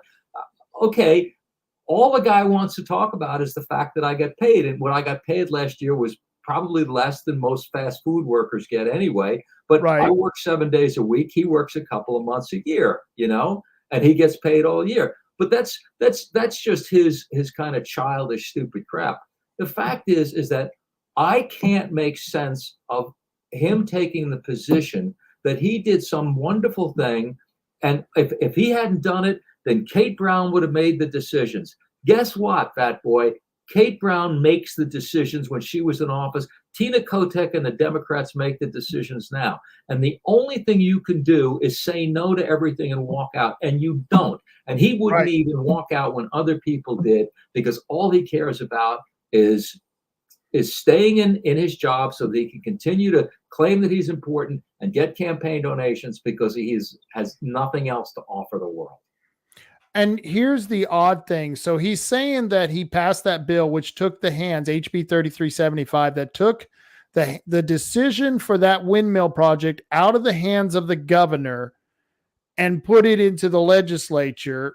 But now he's writing letters from the Coastal Caucus to ask the governor, which is now changed to Tina Kotek, asking the governor to do everything she can to slow down the process. And even in the letter from the Coastal Caucus, I don't know if you read it or not, but they never say once they're opposed to the bill. They just said they have grave concerns. We have great concerns about this, but then they imply that it's going to go forward anyway, even though they have grave concerns. But they're writing to the governor that he said he took it out of the hands of the governor. He's writing that same governor for her to do something about this. And that's the irony of what they're having. It's the same rap that all the Republicans have. While they try to take credit for all these victories and all the things they've done, in the very same speeches, they talk about how, the Democrats are in control and we've got to do whatever they make us do. Okay, well, then what are you taking credit for? I mean, if they're completely in control, then admit they're in control and say, what we're going to do then is we're going to be obstacles, because that's all we can be. But they don't. And I mean, even now, even Bonham, who can't run for office again because Senator Wagner screwed him, is publicly saying what a nice guy he is, and how it's like it pains him to say what a nice guy he is and how well we work together. Look, the Democrats screwed you. They took away your future, right? Because you did the one ethical thing, and you went on strike. And these same people march on picket lines with nurses. Now, frankly, Rob, if you were going to see people walk off the job, who would you rather see walk off the job? The nurses who are keeping people alive, or these clowns in Salem? I would like to see the clowns in Salem walk off the job. Yeah. Would you get these Democrats? Yeah, I've never needed a bureaucrat. and Travis Nelson and all these people. Travis Nelson, I'm the only Black BIPOC gay man. Okay, you tell us that every time you get pulled over for a speeding ticket. You're on a picket line with the nurses, right? But legislators can't do the same thing. And so they got screwed out of their position. And now you got Bonham saying what a great guy Wagner is. And this is what is so frustrating for people who are paying the price for these policies, is that, okay, the Democrats are in control. Let's not make it easy for them. Let's make them own this stuff. Let's not talk about our great working relationship. Let's not talk about how well we get along and bipartisanship, because bipartisanship in Oregon means that the Republicans rolled over and bent over once again and did what the Democrats told them they were going to do. And so they could go back to their districts, like every damn one of them has, with a list of how much money they brought in for the senior center or a new fire hydrant. And great, we need a new fire hydrant, but frankly, I'd rather have my rights. And that is what is slipping away in Oregon at lightning speed, with the same speed that the buildings are burning down and people are being let out of jail because the cops are not allowed to put anybody away. And that's why anyone who comes to me and says, we want to run for office, I tell them, you have a dog? Because that should be your only friend. You don't need friends wherever you're going, whether it's on the commission at the county level, whether it's at a city council, or whether it's in the legislature. You don't need a friend. Go get a dog. You have a wife. That's all you need. And all you're there to do is stand your ground. Stand your ground and speak up. And that's why I think you and I share the same like for James He, is that he's there and he's standing up and he's speaking out. And it doesn't matter whether he's getting something done or not, because we know anything that he does do, if it actually gets through, is going to be something that the left wants, and it's going to be garbage anyway. So I don't know, Kevin. I don't know. We got a long battle ahead of us. Before I get you out of here, is there anything else you want to tell us? I just want people to understand that it's going to be up to them, that most of the time they are going to have a horrible choice of candidates. But the way it gets fixed is painful, boring drudgery of being involved. And it ain't fun. It just is not fun to do. But the fact is that people get elected and then they make rules for us. And they very quickly lose sight of their responsibility of protecting us and start protecting who's ever paying them. And it just is unfortunately our job to stay on top of these people. And, that's really all I can leave you with. And I think you're doing a pretty damn good job, Kevin. You've suffered the wrath of both parties, and that in itself tells me you must be doing something right. That's, believe me, the least of it, It really doesn't concern me. But thanks for having me on. I'm sure we'll do this again. And maybe then I'll have as cool a background as you have. Cool. I appreciate it, man. Thank you very much. And we'll be in touch. Okay. All right. You take care. You too. And with that, folks, that was a great interview. Kevin always delivers. Of anyone that I've had on the show, Kevin is someone who always delivers. He's someone who I always expect the truth of.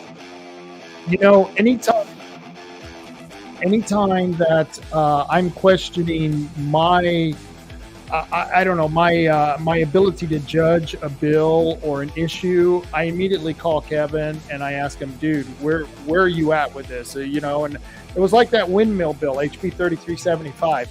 I kept reading it and I kept reading it and I kept going, how does David Brock Smith think that this bill is actually doing something to stop this windmill project? And I sent it over to Kevin and he goes, Rob, it doesn't. It's a pro windmill bill. Okay, I'm not freaking crazy. I haven't lost my mind.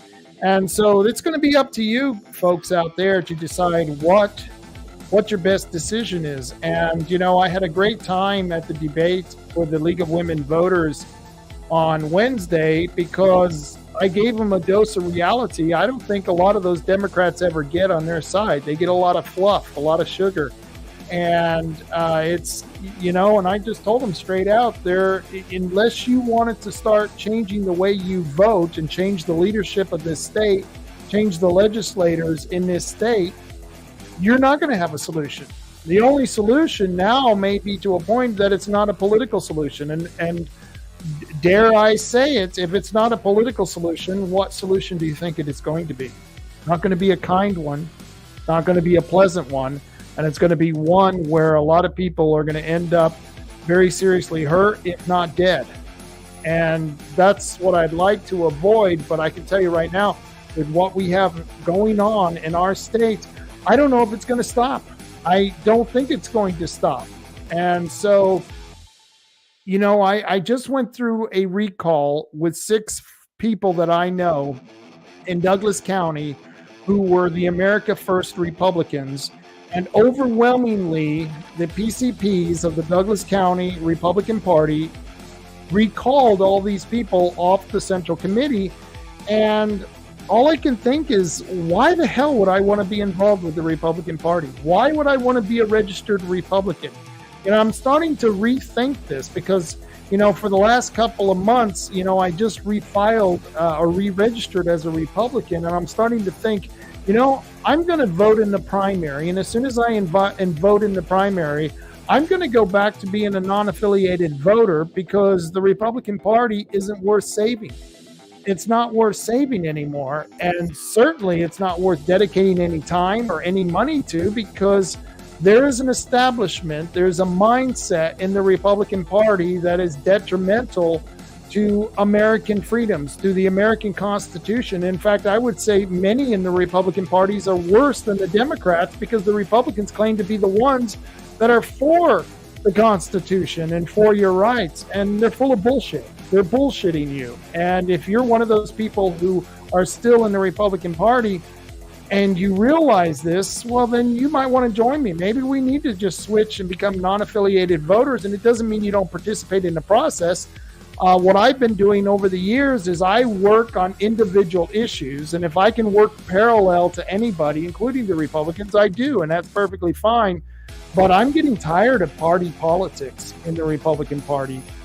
We went through the election of the committee person, the national committee person, and that was decided here at the Mill Casino when the Republicans met about a month ago. And we got rid of Solomon Yu, but then we put someone in place who, frankly, may be worse than Solomon Yu because he may be more establishment than and work with the establishment more so than what Solomon Yu did. Solomon Yu was kind of his own faction. And so this is worrisome. We were supporting Don Powers, and why? Because Don Powers, he's a maverick. He's someone who, goes out on his own, has his own mind, has his own thoughts, and they can't control Don Powers the way that they can control the person they have in there now. And I forget the gentleman's name that they finally decided to have. So I'm to the point where I'm thinking I'm just going to re-register it as a non-affiliated voter after this election. And one of the reasons I registered as a Republican, because I'm going to vote against that douchebag senator, David Brock Smith, because he is a douchebag. And I don't understand why people like Lars Larson is supporting him and giving him these softball interviews. If I had David Brock Smith on this show, I certainly would be asking him a lot of questions. I'd be asking him, Why is Thomas Tuttle giving you $25,000 a year since 2016 in years when you aren't even up for election? Why? And why is it he's allegedly committing voter fraud and you're not doing anything about it? None of these questions are being answered, and I find it highly disturbing that you have people in the Douglas County Republican Party who are in David Brock Smith's district, SD1, Senate District 1, who are willing to to put a blind eye to all those issues. It's just disgusting. I just find it highly disgusting. And I am very proud of the Rosebird Six. The Rosebird Six who got recalled, those are the people who should be in the Republican Party. And now I'm starting to think maybe we shouldn't be messing with these filthy people who are the establishment of the Republican Party, and maybe we should all become non-affiliated voters. But I'm asking you right now, if you are someone who can give money to the Oregon Firearms Federation, because they're doing a hell of a lot more to defend your Second Amendment right than the Republican Party ever is. The Republican Party will waste your money. If you got a good Republican candidate, I highly recommend you give to that person. In fact, one really good Republican candidate right now is going to be having a meet the candidate Todd Vaughn at Sutherland this April 20th. That's tomorrow at Abby's Pizza. This is happening at 2:00 at Abby's Pizza. And if you're in Sutherland, Oregon, I highly recommend you go over there, and if you can, get one of his signs. Put one of his signs out. Just that small effort of getting his sign out will be incredible. And this is happening in Sutherland. And then on Sunday in Drain, April 27th, between 1 and 3 at the Drain Civic Center, Todd is also going to be there talking about his campaign. And I highly recommend you go check it out, because Todd Vaughn, I believe, is one of those tough, mean old dogs who's actually going to stand up against the Democrat majority that is in the legislature right now. And he's going to stand up against the establishment that is really working against us as well. And as far as I'm concerned, you know, if they're not completely idiots, and I don't think they are, I think they have become corrupt. The Republican establishment is corrupt, and David Brock Smith is corrupt. I believe he's been compromised, and I believe because he's trying to push HB 3375, that horrible windmill bill, and tell us that it's not a bad bill, it's a good bill, when it's a really bad bill. I think just that fact should tell you that he's made in China, because putting windmills off the coast of Rosebird, Coos Bay, and Brookings, well, that's going to destroy our energy grid. And who does that help? It helps the Chinese communists. So China Dave, he can go screw off, because he's part of the problem. So if you get a chance and you're in Sutherland on Saturday, go check out Todd Vaughn. Or if you're in Drain on Sunday, go check out Todd Vaughn. And tomorrow, this is really cool. We're having a protest against the windmills that is happening at the Coos Bay Boardwalk. And it's happening at high noon starting tomorrow, April 20th.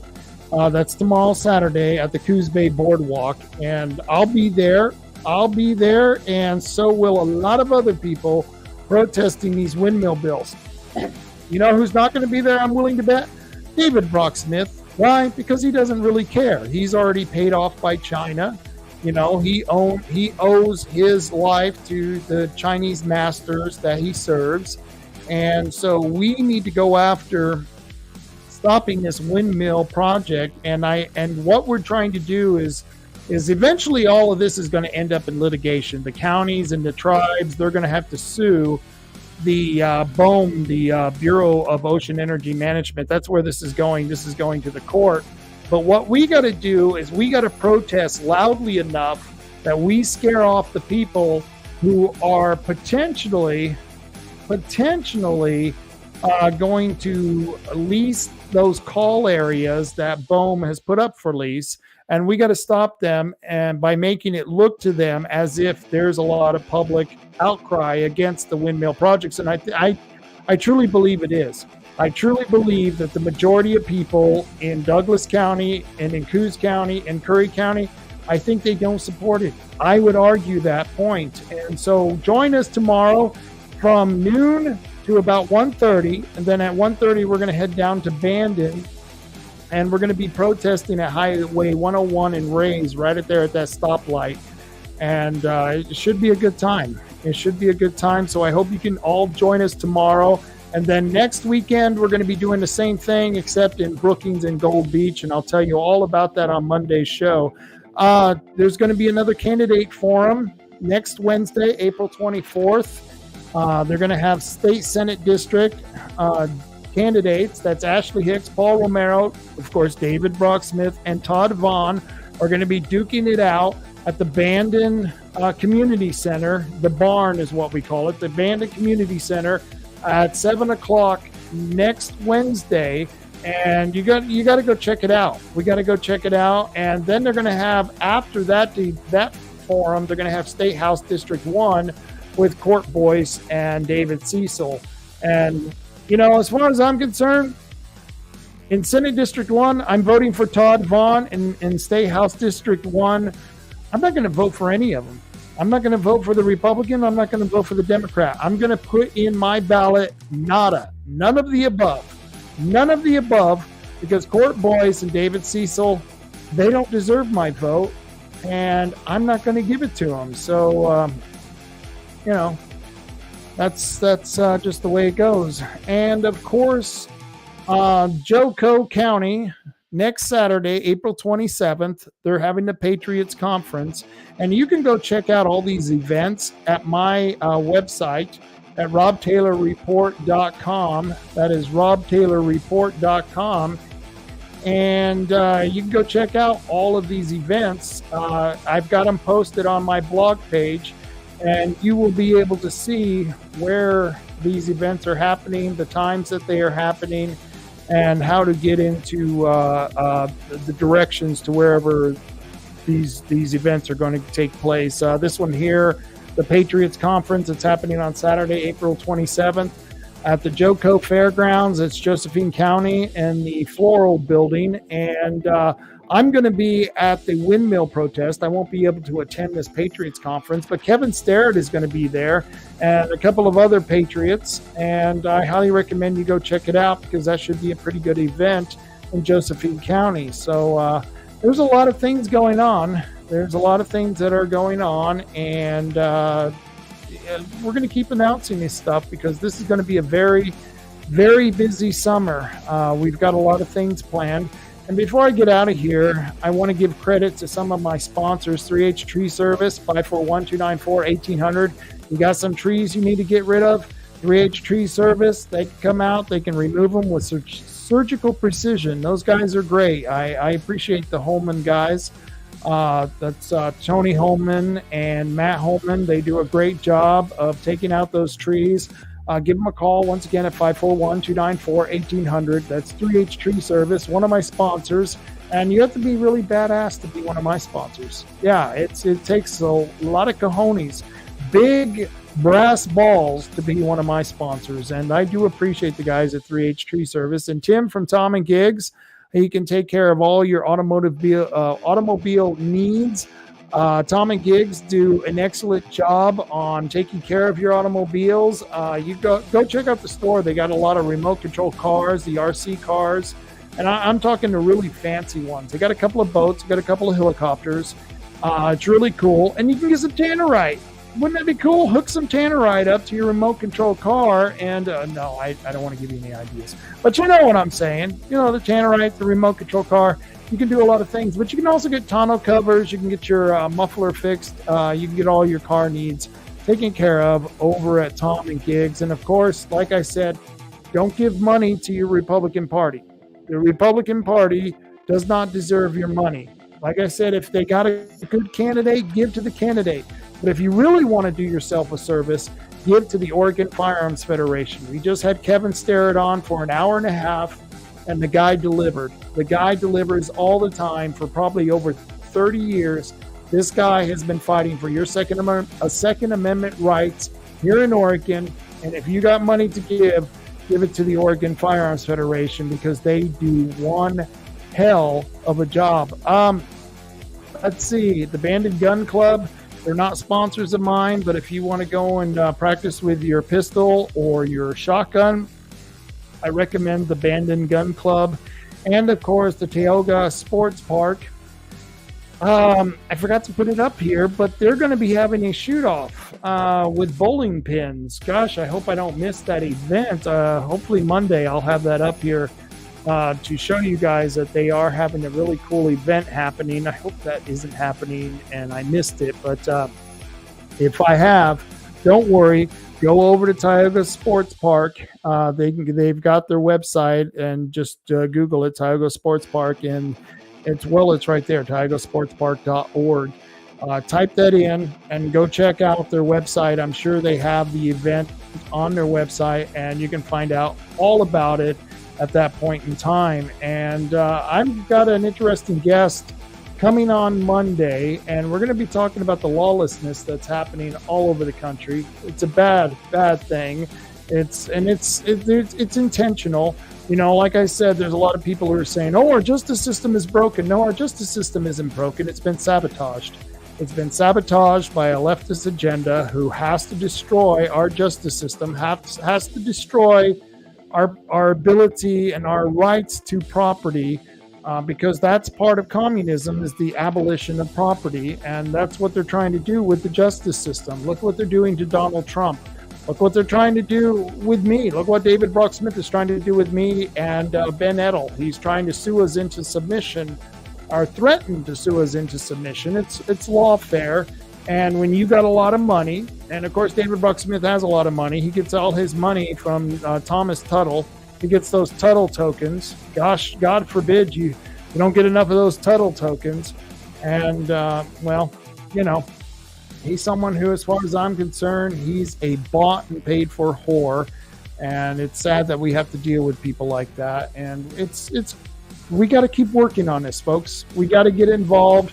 And like I said, I don't know if helping out at the Republican Party is going to help. After this last Thursday, I spent all day in Roseburg trying to support those people who were getting recalled, the American First people, and then knowing that they were going to get recalled anyway because the establishment stacked the deck against them in Douglas County. I was just disgusted by it. I was just absolutely disgusted by what they did. But I'm going to keep fighting. I'm going to keep working on these issues. And as you can see by these events, especially the windmill rally against the windmills that we're having tomorrow at the Coos Bay Boardwalk, you know, those type of issues, we're not going to stop fighting those issues. I may get out of party politics, and maybe all of you might get out of party politics. We may all become non-affiliated voters at some point in time. I don't know. It may be worth it to just tell the party to go screw itself because they're not doing the right things. But we're going to continue working on these issues. I think that is the important thing, that you keep taking on each and every individual issue. And the party, whether it be Democrat or Republican, Libertarian or Constitutional Party, the Green Party, I think they're all just wasting our time. I think it's a huge waste of time. And what we really need to be focusing on are the issues that are directly affecting us. I mean, we still have an open border. We still have a government that's $35 trillion in debt and spending more every day. We still have secret agencies like the Department of Justice, the FBI, the CIA, the National Security Association. All of them are still spying on Americans. They're violating our rights, and we got to continue to do that. And it doesn't matter what party you're in. It really doesn't. It matters what we're doing on the ground to fight those agencies, to fight those bureaucrats. And so, you know, we're going to have to keep doing that. We have no choice. We either fight or we die. And that's just life. I didn't create the situation, but I am bringing it to you. And I'll bring it to you again on Monday at 3 o'clock. Tune in. Rob Taylor Report. Please like, share, subscribe to my YouTube, which is at Rob Taylor Report, my Rumble channel at Rob Taylor Report, and go to my website at robtaylorreport.com. Sign up for the newsletter. Sign up for the newsletter and check out what I send out every week, because I send out a notice every single week, and sometimes I put things in the notice that I may not talk about on the radio show or radio show on my podcast, because I don't want to tip off the enemy. Just letting you know, that might be a good idea. Sign up for that newsletter. But until next week, and until next Monday, all I've got to tell you, folks, is carry on, America. Carry on.